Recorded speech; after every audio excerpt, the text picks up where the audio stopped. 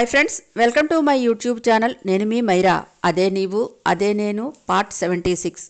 దాహంతో గొంతు ఎండుకుపోవటం మొదలుపెట్టింది రంజిత్కి.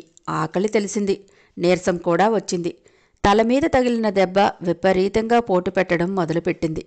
చీకటి అనిపించి రాత్రైందని తెలిసింది.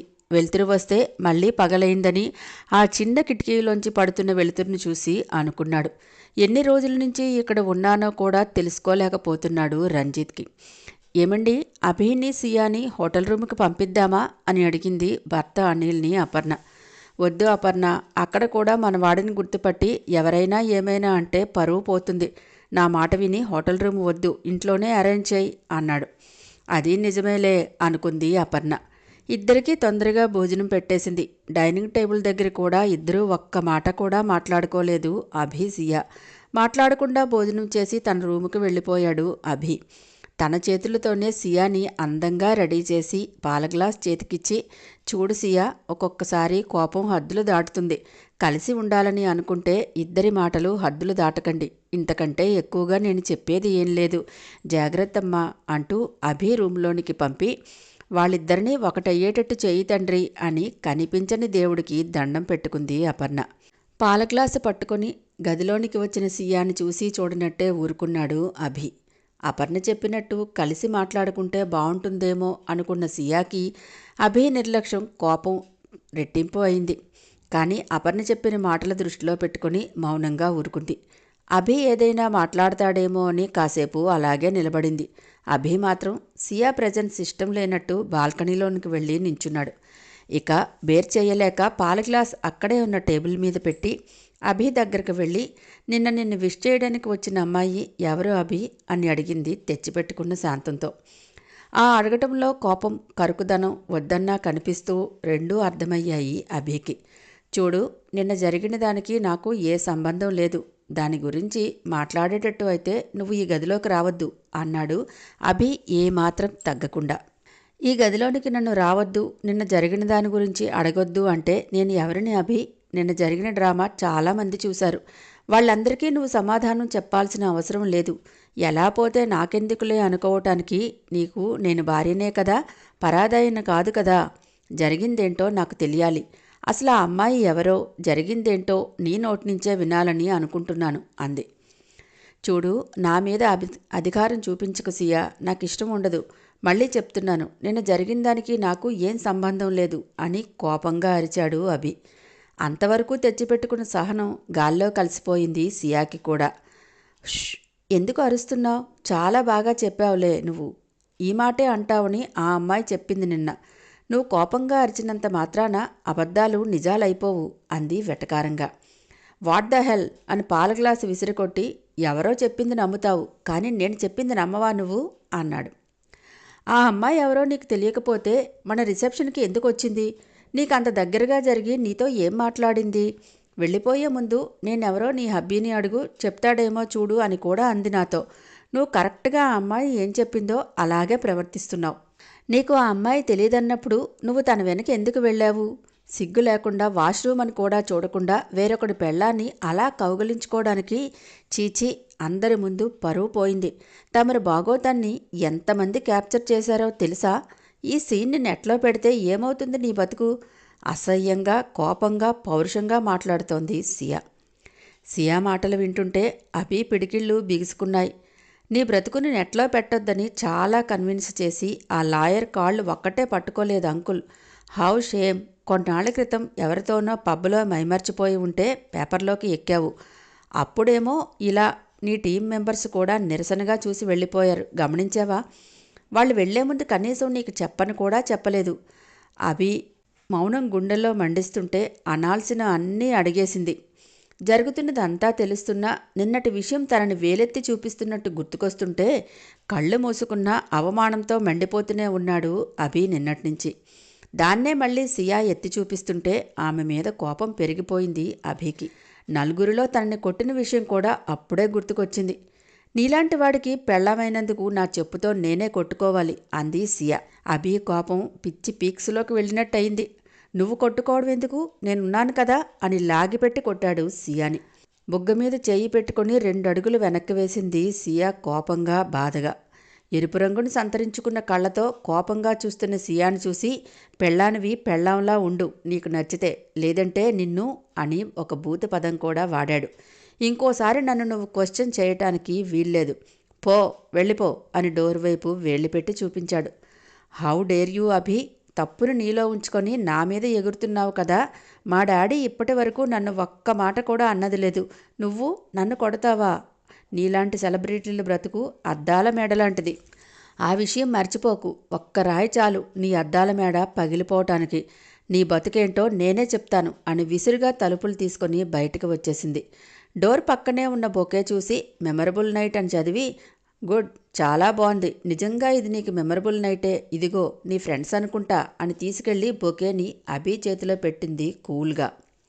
ఆ బొకే మీద ఉన్న ట్యాగ్ చదివిన వెంటనే ఎక్కడో కాలింది అభికి. వాట్ ద హెల్ అని విసిరి కొట్టాడు దాన్ని.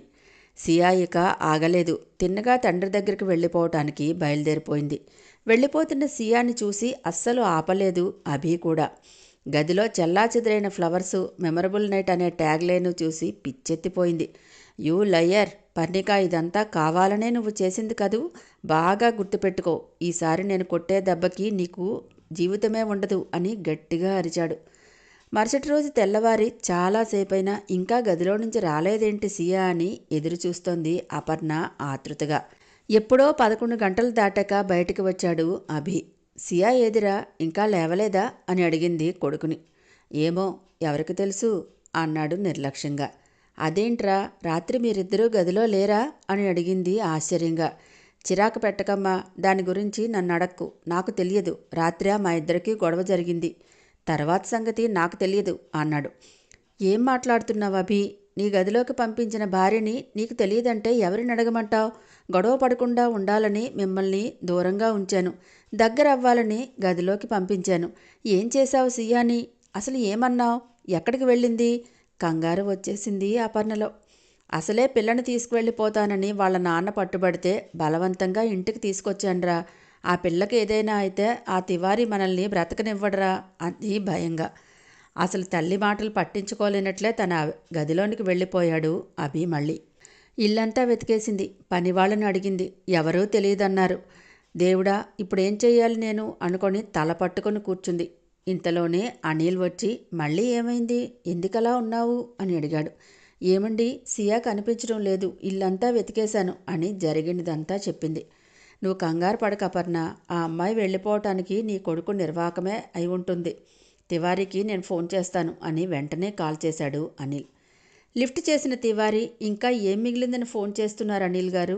అర్ధరాత్రి నా కూతురు ఒక్కర్తే ఇంటికి వచ్చింది అని తివారీ విసురులు భరించలేక పావుగంట సేపు చెవులు పోటెత్తిపోయాయి భార్యాభర్తలిద్దరికీ. చేసేది లేక నీరసంగా ఫోన్ పెట్టేసి తలదించుకొని కూర్చున్నారు. చూస్తుండగానే 3 రోజులు గడిచిపోయాయి. ఇక్కడ రంజిత్కి వెలుతురు వచ్చినప్పుడల్లా రంజిత్ లేచి కాళ్లతో తలుపుల్ని తంతూ అరుస్తూనే ఉన్నాడు. ఎవ్వరూ వినిపించుకోలేదు. తిండి నీళ్లు లేక ప్రాణం కడగంటిపోతోంది. ప్యాలెస్కి కాపలాగా ఉండే డాగుని తీసుకొని ఆ రోజు ఉదయాన్నే ప్యాలెస్ చుట్టూ ఒక రౌండ్ వేశాడు గార్డు. సరిగ్గా రంజిత్ ఉన్న గది దగ్గరికి వచ్చేసరికి డాగ్ దగ్గరికి వెళ్ళి వాసన చూసి అరవటం మొదలుపెట్టింది. లాక్ తగిలించి ఉండటం చూసి, ఇదేంటి, తాళం తీసి ఉంది అని గార్డు డోర్స్ ఓపెన్ చేశాడు.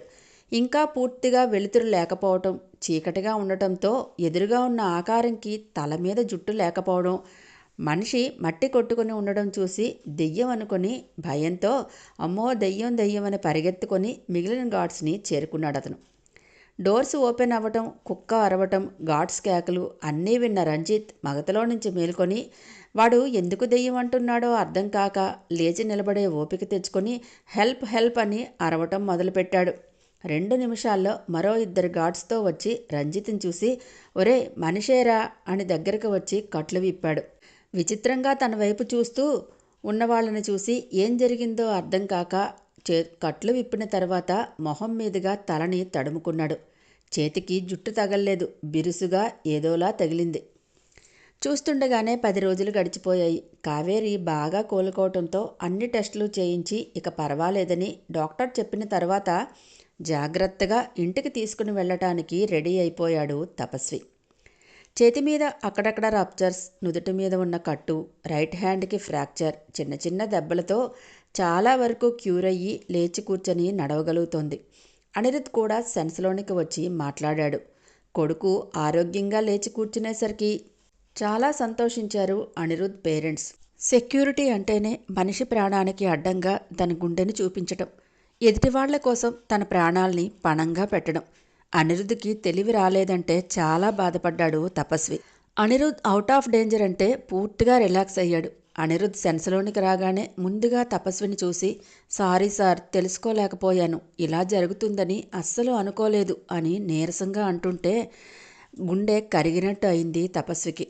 అమ్మా నాన్న ఎలా ఉన్నారు అని అడగలేదు. తన తల్లి ఎలా ఉందో, తన సెక్యూరిటీ సరిగ్గా ఇవ్వలేదేమో అనే ఒక చిన్న ఫీల్తో ఉండిపోయాడు అనిరుద్. అంత గొప్ప మనుషుల్ని, అభిమానస్తుల్ని తన చుట్టూ ఉంచిన దేవుడికి కృతజ్ఞతలు చెప్పాడు. అనిరుద్ చేతులు పట్టుకొని, డోంట్ సే అగైన్, నాకు తెలుసు నువ్వు డ్యూటీలో ఎంత కరెక్ట్గా ఉంటావో. ఒక్కొక్క టైము మనది కాదని అనుకోవాలి, అంతే.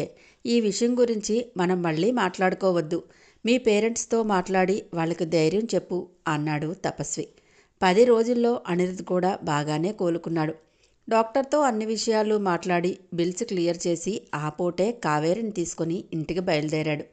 కావేరి ఇంటికి వెళ్ళిపోతూ కూడా ఒకసారి అనిరుద్ దగ్గరికి వెళ్ళి చూడటానికి వచ్చింది. హాయ్ ఫ్రెండ్స్, నా ఛానల్ నచ్చితే కనుక లైక్ చేయటం, షేర్ చేయటం, సబ్స్క్రైబ్ చేసుకోవటం మర్చిపోకండి. పక్కనే ఉన్న బెల్ ఐకాన్ని ప్రెస్ చేయండి. నెక్స్ట్ అప్డేట్ కోసం వెయిట్ చేస్తూ ఉండండి. ఒక మంచి కామెంట్ని పాస్ చేయండి.